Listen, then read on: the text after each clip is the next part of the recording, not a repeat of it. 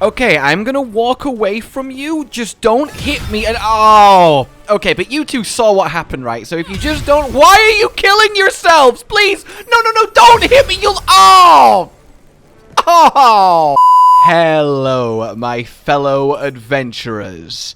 And welcome to, without question, my favorite build in the entirety of Baldurs Gate 3 in its new ultimate and perfect form.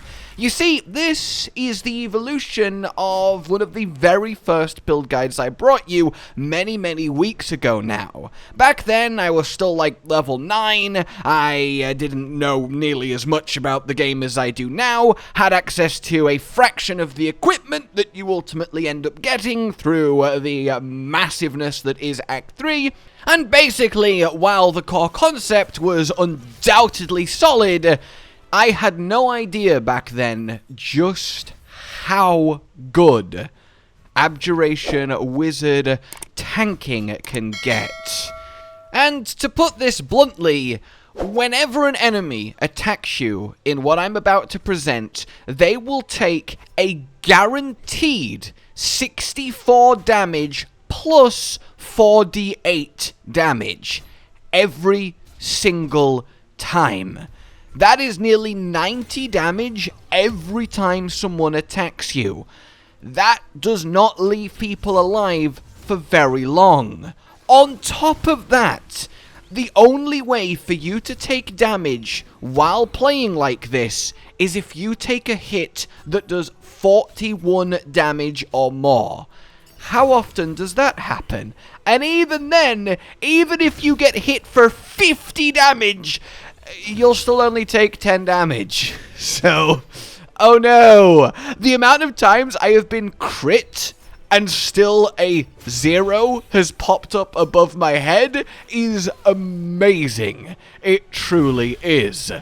And one of the biggest weaknesses of the previous incarnation is it did need enemies to attack you.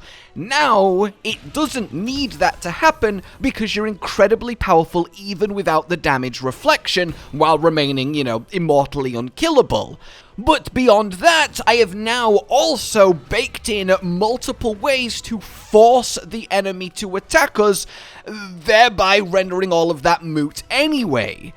Look, to put it in perspective, this build on Tactician soloed the entirety of Worm's Rock Fortress.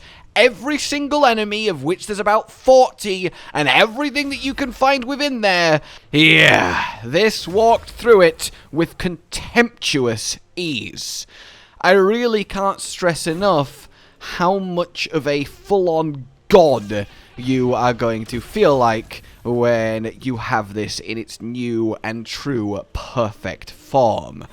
Honestly, if you ever end up with any actual health missing while doing this, I will be genuinely really impressed. So, strap in, get ready, and prepare thyself as I go over in detail how to become the most powerful force in all of Baldur's Gate. Levels 1 through 12, what, when, and why is our starting point as always. We're going to begin as a Sorcerer for those sweet con saves, and indeed to get the key ability that powers this entire engine. Cantrips, take whatever you feel like. If you do want to follow this build from level 1, then make sure you grab Blade Ward, but otherwise do what you feel is best. On your actual spells then, you do want to grab Mage Armor if you're again doing this from low level.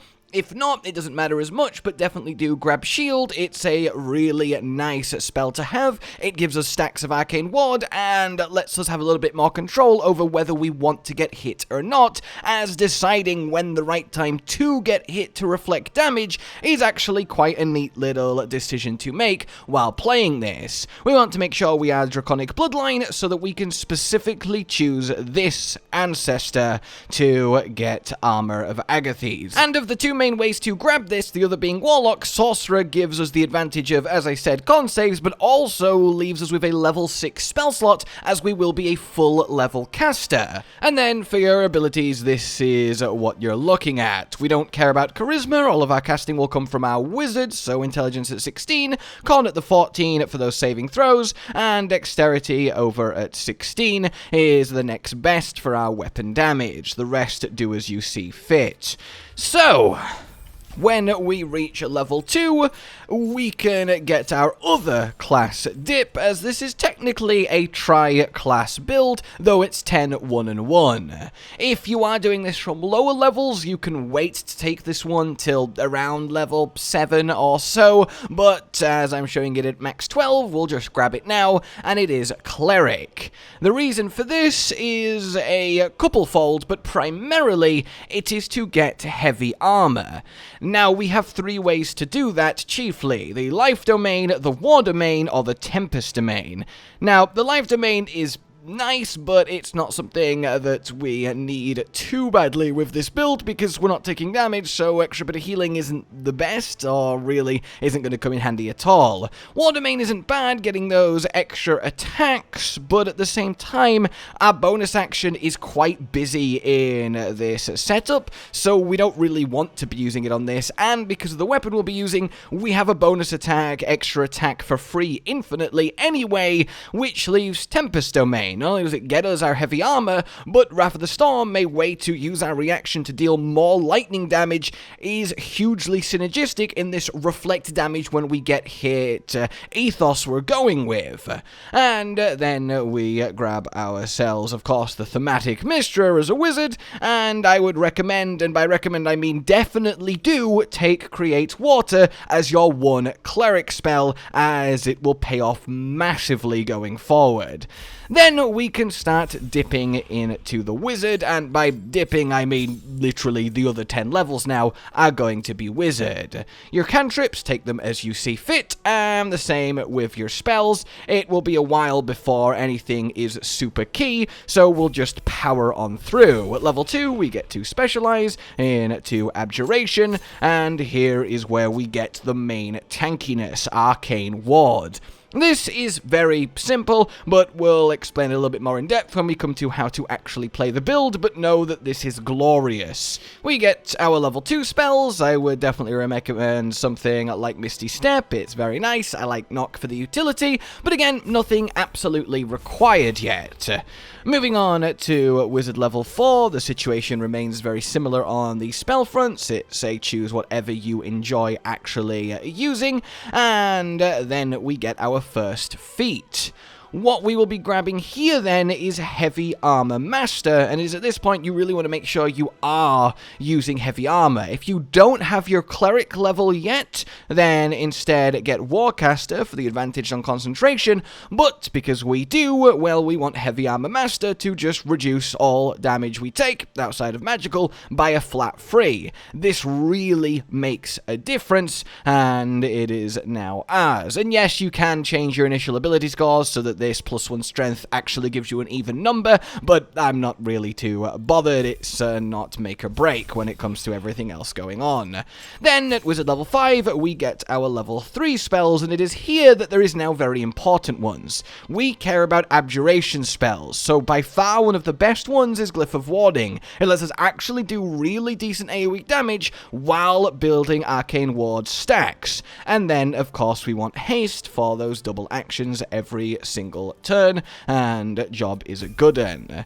There's a few other level 3 spells that we want to make sure to grab, but first, now that we are level 6, we can project our ward, which when you're playing this in a group, which of course you can, especially now, this one no longer requires you, or at least is best solo, because of a few little tricks we'll be using, and this will let you protect your allies massively, and it's honestly a little bit busted.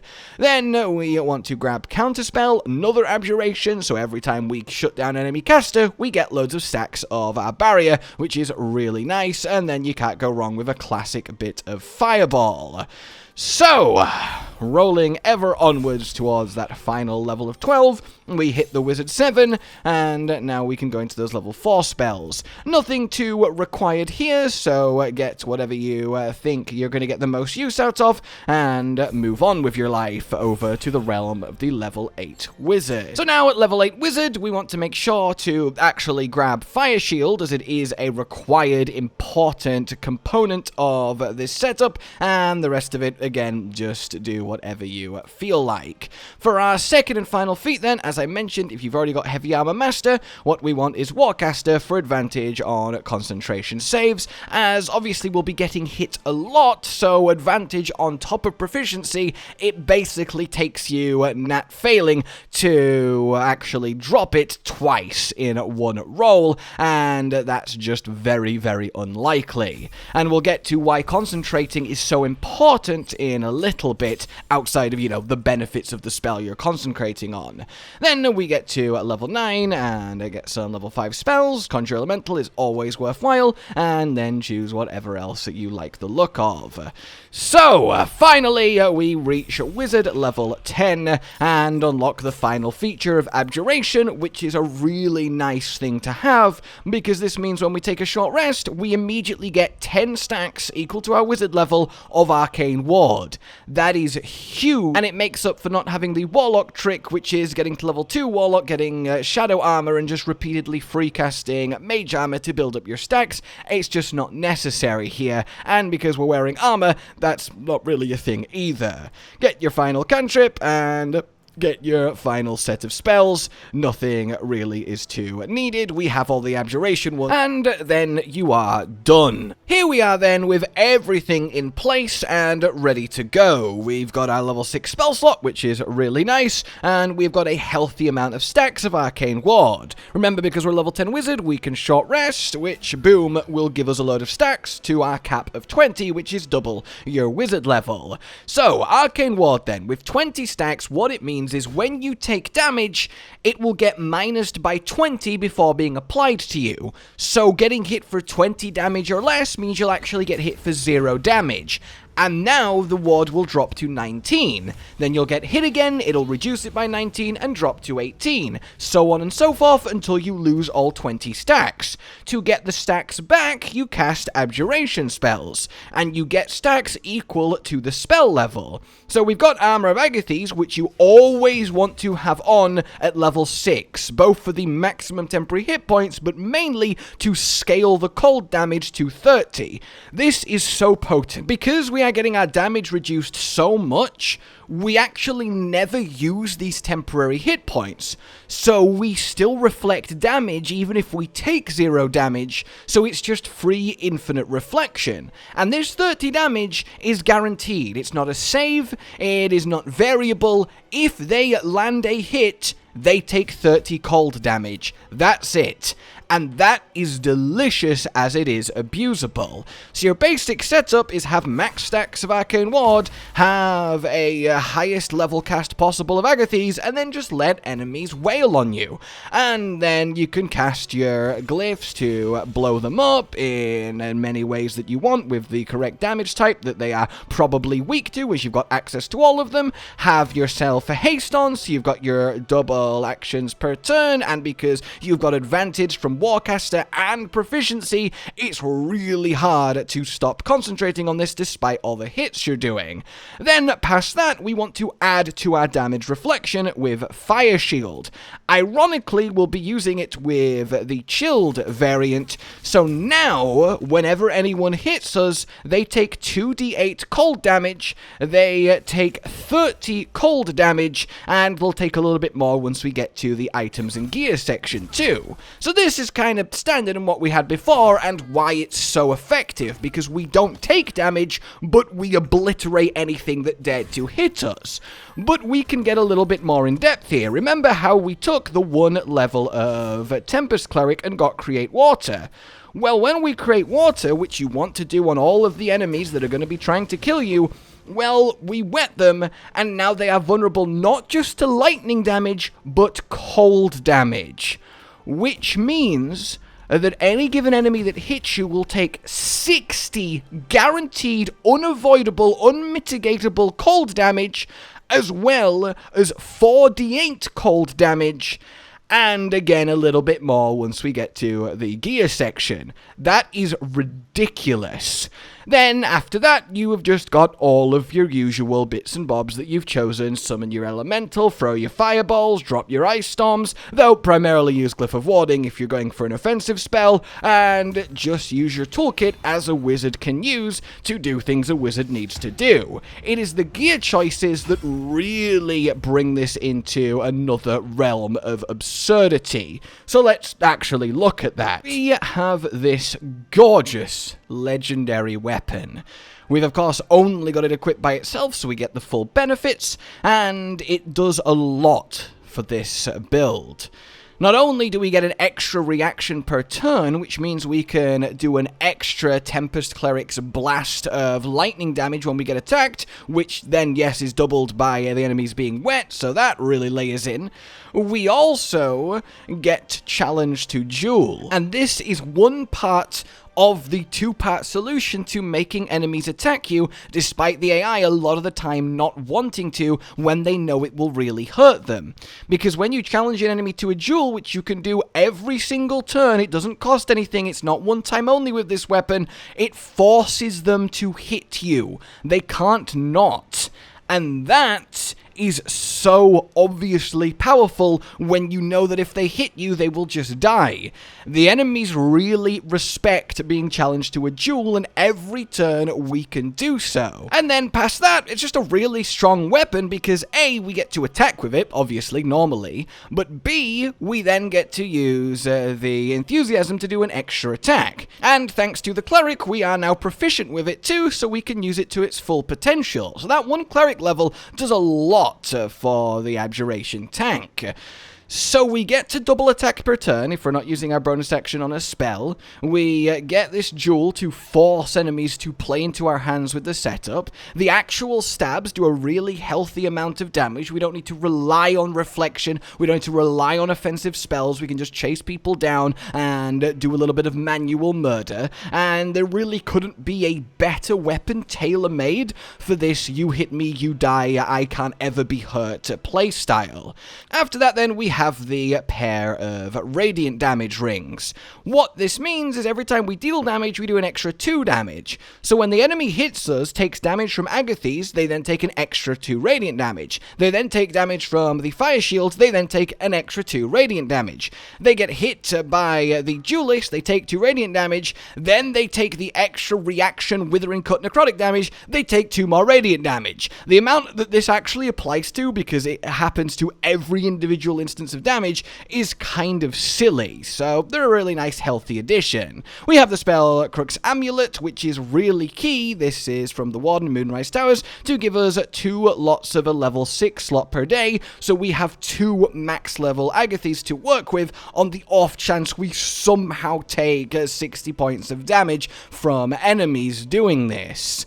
Then for the cloak, I've just gone for the Cloak of the Weave, which you buy from the Hell Shop that has the portal to the House of Hope in the top, just to give our spells a little bit more kick. And then we've got the Initiative from the Mask of Soul Perception, which is in a chest next to the portal to the House of Hope in the Hell Shop.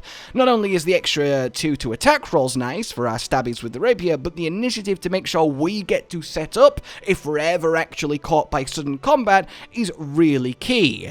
Then we've gone for the Helldusk Gloves, again more spell goodness, just nice to have on a primarily caster playstyle because we still have all of our normal wizard goodness here, and then the extra fire damage on our stabs plays into that. It's really, really nice for every aspect.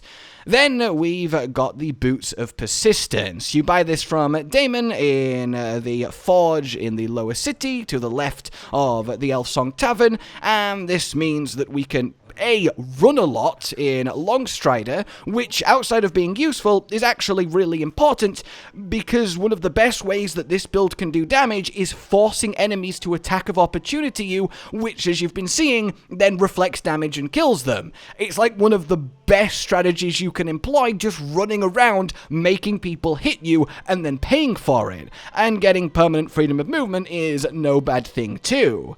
Then the last bit of armor, also sold by Damon, is this, the Armor of Persistence. This is what really tips this whole thing over the edge, because not only do we have all damage reduced by 2, on top of the 3 from Heavy Armor Master, on top of the 20 here means all damage reduced by 25, we have permanent Blade Ward, which halves the damage from bludgeoning, piercing, and slashing. Yes, magic still does its thing, but we're exceptionally good at shutting down magic, and we've got counterspell. This means that you have to get hit, including the 2 damage, the Heavy Armor Master, and the 20 stacks. You have to get hit for 50 damage before you will actually take damage. Technically 51. That is... right, what else do I need to say at that point? Your minimum threshold for actually taking a point of damage and losing Agathy's health is 51. This is so good, and I am so happy with it. I am so proud of it, and I am so glad it has been able to evolve into this kind of level of power in the late game. So your actual kind of play-by-play goal here is very simple.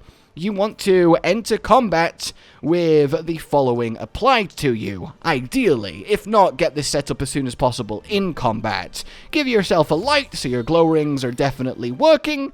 Give yourself a bit of haste. Make sure your Armor of Agathes is on you at the maximum level 6 that it can be. Make sure your Fire Shield is on you with the Frost option, and then just run around challenging people to duels, causing attacks of opportunity, blowing them up with wards on the ground, and then hitting them with your bonus duelist attacks, your main duelist attacks, your reaction from Tempest Cleric. You throw a fireball every now and then just for a bit of fun, and just kind of enjoy yourself because no one can stop you or damage you, and people will just literally die trying. It's quite that simple. And because of your extra movement and freedom of movement, people can't really even lock you down that easily either. You've got counterspell for casters, you can teleport if you need to, and altogether, everything is very sweet. So I said earlier that concentrating was important and that there was 2 reasons that I have solved the people won't attack me. And, well, that's because when you are concentrating on a spell, the enemies absolutely hate it. They will stop not attacking you and start attacking you just to get rid of your concentrating spell. And that means that coupled with Compelled to Duel, you will actually get consistently hit, and that is really, really important. It plays very, very sweetly, it does this, and again, I really, really cannot recommend it enough. So everybody is now set up, and essentially we've kind of already won. I can sort of just have fun if I want to for the rest of this. Let's compel this guy over here. Hopefully he falls for it. He does indeed. And then we just sort of watch the loveliness happen. This man just took 88 damage from attacking us. Wait, actually, no he didn't. He took 88...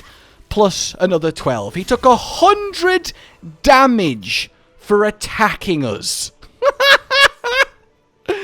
Oh, it's so funny. Just manage your arcane ward stacks, cast abjuration as you need to, keep them topped up, but it's a while before they ever get run down, and we really can just watch it fly. And because we do have fairly decent AC with shield, we can very much choose, as we see here, when we get attacked. And this is what I was saying.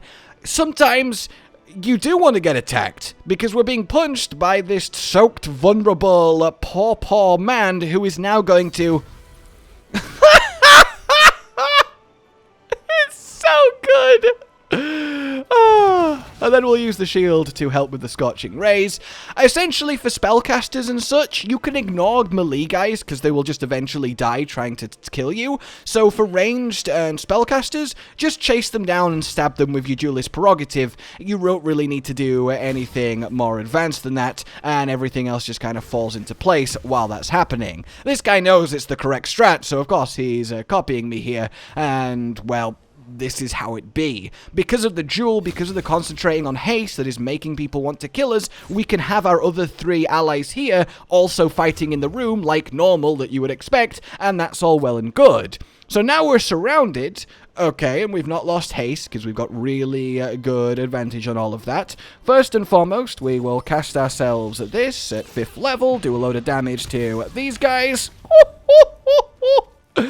And then we are going to go do a little bit of stabbing while triggering a load of reaction attacks that will hopefully very much brutally hurt everyone who tries to stop us going.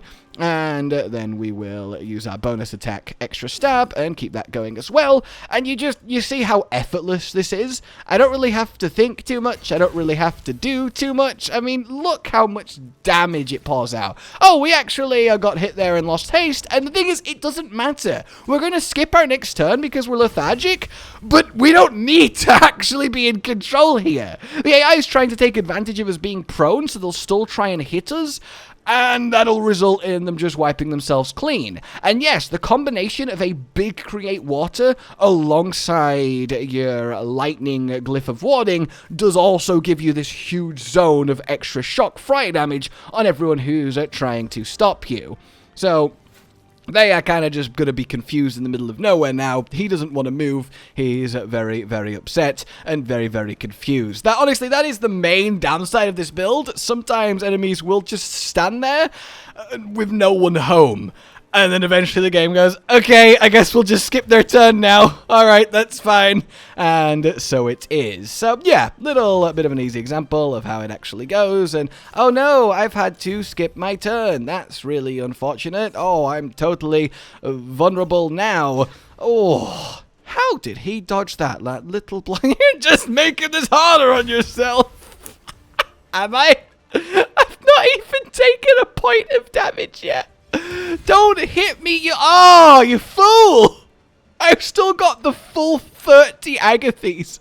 I have literally not taken damage. Oh, it's fun, isn't it? It's really, really quite fun. Go on, hit me.